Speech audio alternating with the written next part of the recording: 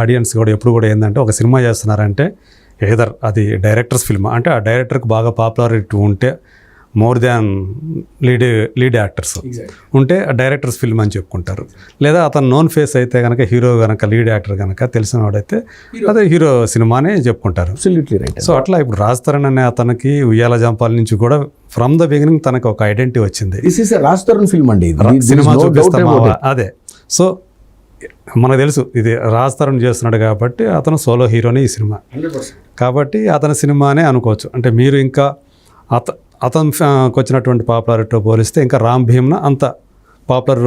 నేను 3వ సినిమా వయసు అండి, అతని 25 సినిమాల వయసు. Obviously is more senior and is more experienced person when compare with director. There is no doubt about it. అలాంటి ఒక పాపులర్ ఫిగర్, ఒక హీరో ఇలాంటి సిచ్యువేషన్లో ఎదుర్కోవటం అనేది మీరు అతనితోటి ట్రావెల్ చేశారు కదా, ఎంతకాలం ట్రావెల్ చేస్తుంటారండి? సంవత్సరంన్నర ట్రావెల్. సంవత్సరం అతి దగ్గర నుంచి కలిసి ఉన్నాం.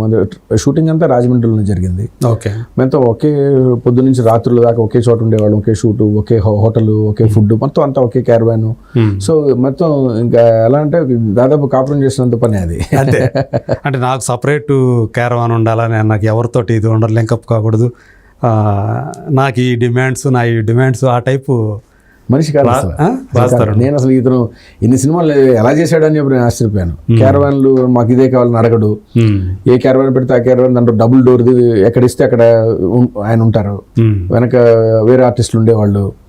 మధ్యలో డోర్ ఉంటే శుభ్రంగా డోర్ తీసేసుకొని మన ప్రవీణ్ గారు వీళ్ళందరూ అతను చాలా మంది 20 సినిమాలు చేసిన అనుభవం మీద ఏంటంటే దాదాపు అందరు యాక్టర్లు అతనికి బాగా పరిచయం ఉన్న యాక్టర్లు.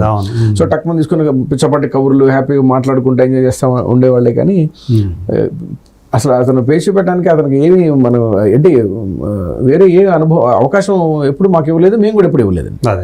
సో హీరో గారు అంటే చాలా మంచి వ్యక్తి, బాగా చూసుకునేవాళ్ళం. ఆయన కూడా ఏ రోజు ఇబ్బంది పెట్టకుండా మేము చెప్పిన టైంకి వచ్చి చెప్పినట్టుగా చేసేసి వెళ్ళిపోయేవాళ్ళు. నేను ఈ సీన్ చేయను లేదా నేను ఇక్కడికి ఎప్పుడు అసలు లేదండి అసలు మంచిగా. ఎందుకంటే ఒక 20 సినిమాలు చేశాడు అంటే, ఒక 25 సినిమాలు చేసిన వ్యక్తి చాలా మంది నటీనటులతో వర్క్ చేస్తారు. వాళ్ళ లైఫ్ స్టైల్ ఎలా ఉంటుంది, వాళ్ళు ఎలా బిహేవ్ చేస్తారు, అతనికి మాత్రం ఒక అవగాహన ఉంటుంది. సో ఒక ప్రొడ్యూసర్తో, ఒక డైరెక్టర్తో మనం ఎలా మసగాలి, ఎలా ఉండాలి అనేది ఉంటుంది. పైగా ఈ రోజుల్లో సోషల్ మీడియా వచ్చిన తర్వాత ఏదైనా వైరల్, ఏదో చిన్న ఇట్లా అనగానే చక్కమని జనాల్లోకి వెళ్తాం. చిన్న నెగిటివ్ పాయింట్ కనిపించినా కానీ అది ఏడో మనం పోతే అది వేసేస్తాము. సో కాబట్టి పీపుల్ ఆర్ సో కాన్షియస్ ఉంటారు. అట్ ద సేమ్ టైం స్వతహా కూడా దానికి అలవాటు పడిపోతారు. Is a man of no complaints అండి. ఎప్పుడు మా మీద ఎప్పుడు కంప్లైంట్ చేసేవాడు కాదు. ప్రొడక్షన్ వీటి మీద మాకు కూడా ఎప్పుడు మేము కంప్లైంట్ చేసే అవకాశం మాకు కూడా ఎప్పుడు ఇవ్వలేదు ఈ సినిమా వరకు. ఓకే. సో పరస్పరం అంతా కూడా అంత ఒక తెగ నవ్వేసుకునేవాళ్ళం, ఎంజాయ్ చేసేసేవాళ్ళం బాగా. అంటే అటు ప్రొఫెషనల్గా చూసుకున్నా, ఇటు పర్సనల్గా చూసుకున్నా కానీ ఒక మంచి గుడ్ పర్సన్ అండి. అదైతే నేను అంటే ఇప్పుడు ఇది కెమెరా ముఖంగానో లేకపోతే కనుక ఏదో నా సినిమా రిలీజ్ అవుతుంది, యజ్ఞమూర్తి గారు అడుగుతున్నారు బాగోదు ఎవరైనా చూస్తారనేది లేదండి. Absolutely 101% is a very clean boy. చాలా మంచి మనిషి, అదైతే తెలుసు నాకు బాగా. అదే. కానీ అతని మీద ఒకరు కాదు చాలా మందితో అతనికి సంబంధాలు ఉన్నాయి అని చెప్పేసి లావణ్య అనే ఆమె ఏదైతే చేస్తూ ఉందో అవి విన్నప్పుడు మీకేమనిపించింది? ఇక్కడ మీకు చూశారు కదా అతను ఎలా ఉంటాడు ఏంటని చూశారు కదా, ఎప్పుడన్నా మీకు అతను అలాంటి వినిపించిందే ఇతను షూట్ టైంలో కానీ మీరు అతనితో కలిసి ఉన్నప్పుడు కానీ ఎప్పుడైనా కానీ రాజ్ తరుణ్కి ఇలాంటివి ఉండయి, అఫైర్స్ ఉండయి అని కానీ ప్రస్తుతం ఇలా లావణ్య న్యాయంతో కలిసి జీవిస్తున్నాడు కానీ ఏమన్నా మీకు అదే నేను ఐడియా ఉందా మీకు? నేను ఈ విషయం తెలియగానే నేను ఆశ్చర్యపోలేదండి, నేను షాక్ అయిపోయాను. ఓకే. షాక్ అయిపోయాను. వాట్ ఈస్ దిస్ హ్యాపెనింగ్ అనేది నేను ఒక రకం నేను ఒక బ్లాంక్లో ఉన్నాను. నేను ఒక కొన్ని గంటలు అసలు ఏంటిది అని అసలు నాకు తెలియలేదు. అసలు నాకు మాకున్న సంవత్సరం పరిధిలో ఆ అమ్మాయి పేరు ఎప్పుడు నా చెవులో ఎప్పుడు పడలేదండి, frankly speaking. Touch wood actually. మరి ఎప్పుడు నా దగ్గర మాట్లాడుండకపోవచ్చు, లేకపోతే ఎప్పుడు అతని పర్సనల్ విషయాలు ఎప్పుడు మేము డిస్కస్ చేసుకోం. ఎప్పుడు వరల్డ్ సినిమా గురించి మాట్లాడుతూ ఉండేవాళ్ళం ఇద్దరం కలిసి. Cinema even I came from UK, నేను లండన్లో డిఎఫ్టెక్ చేశాను. I have got some little bit కొంచెం ప్రపంచ సినిమా మీద ఇంట్రెస్ట్ ఉండేది, అతనికి నాకన్నా ఎక్కువ ఉండేది. ఓకే. సో మేము ఇద్దరం కలిసి ఆ సినిమా ఎలా ఉండేది, ఈ సినిమా ఎలా ఉంటుంది, ఇతను ఈ డైరెక్టర్ ఏంటి, ఈ స్క్రీన్ ప్లే ఎలా ఉంటుంది అని చెప్పి క్యారవాన్లో కూర్చున్నా కూడా ఎప్పుడు ఏదో పుస్తకం చదువుతూ ఉండేవాడు. ఓకే. అతని దగ్గర ఎప్పుడు 24/7 ఎప్పుడు పక్కనే ఉంటాయి, షూటింగ్లో కాకపోతే ఏదో బుక్ అని ఉంటుంది, లేదా కనుక మ్యాక్ ఒకటి పక్కన పెట్టుకుని ఏదో ఒక ఫిల్మ్ ఒకటి పాస్ పెట్టి ఉంటుంది. నేను ఎలాగైనా పాస్ చేస్తాడు ఆయన ముందు. చూసుకుంటా ఉంటాడు అనమాట. ఇదే పని తప్ప ఫోన్లు వాడ్డు. ఓకే, ఫోన్లు ఎక్కువగా ఫోన్లు వాడు. అసలు అతనికి ఫోన్ ఉండొచ్చు, బట్ ఎప్పుడు ఫోన్లో క్యారీ చేయటం ఎప్పుడు దాదాపు చాలా అరుదు. ఎప్పుడైనా ఫోన్లు వస్తే అసిస్టెంట్ ఉంటారు కాబట్టి వాళ్ళు క్యారీ చేస్తారు మేబీ. అయితే ఈ సిచ్యువేషన్ చూస్తే నేను చాలా షాక్ అయింది. ఎందుకంటే ఈ టైప్ ఆఫ్ కొంతమంది ఇప్పుడు ఒక మనిషిని చూస్తే అరే ఇటు చాలా స్పీడ్గా ఉన్నాడు అనిపిస్తూ ఉంటుంది. అతని వ్యక్తిత్వంలో కావచ్చు, అతని నడవడికలో కావచ్చు, అతని బిహేవియర్లో కావచ్చు. సో ఓహో ఏదో స్పీడ్ ఎక్కువ ఇట్లా ఉన్నాడు అని అనుకుంటాం. ఇంకో అతనికి ఒక నోటు దోలు ఉంటుంది. కొంతమంది ఏది పడితే అది మాట్లాడుతుంటారు, ఇది అని ఉంటాడా అనేది భావిస్తుంది. రాష్ట్రుడిని ఎందుకు ఆశ్చర్యపోయానంటే ఈ టైప్ ఆఫ్ ఇది ఎప్పుడు కనబడలేదు ఈ సంవత్సరంలో. ఇప్పుడు లేదు. ఇప్పుడు మా హీరోయిన్ కొత్త అమ్మాయి అండి, ముంబై నుంచి వచ్చింది. ఆ అమ్మాయితో చాలా రిజర్వ్డ్ షూటింగ్లో షాట్లో తప్పితే కలిసి వెళ్ళి కూర్చున్నా కూడా మంచిగా 2 చైర్లెస్ కూర్చున్నా కూడా ఎవరికో ఎట్లా కూర్చునేవాళ్ళు. ఏంటి అట్లా కూడా ఎప్పుడు ఉండడు. అమ్మాయి పేరు ఏంటండి? మా సినిమా హీరోయిన్ పేరు హాసిని సుధీర్. ఓకే. సో ఎప్పుడు చాలా రిజర్వ్డ్గా ఉంటాడు. ఊరికి అట్లా దానివల్ల నేను ఆశ్చర్యపోయాను, అరే కొంచెం స్పీడ్ ఉన్నాడు అని. సరే, ఇంతకుముందు నేను సినిమా చేయకముందు నాకు ఇతని మీద ఒక అభిప్రాయం ఉండేది. ఓకే, కొంచెం స్పీడ్. అతను చూస్తే కూడా అతను మాటలు తీరు కూడా ఫాస్ట్ గా మాట్లాడతాడు, ఫాస్ట్గా ఉంటాడు. ఉంటారు 100%. పైగా అతను ఒక స్లాంగ్ ఒకటి ఉంటుంది అతని దగ్గర. ఏంటంటే అండి టక్మని ఇట్లా నోట్లోంచి ఏది వస్తే అది ఇట్లా అనేస్తాడు, అంటే మాట్లాడేస్తాడు. ఇమీడియట్ రెస్పాన్స్ ఉంటుంది.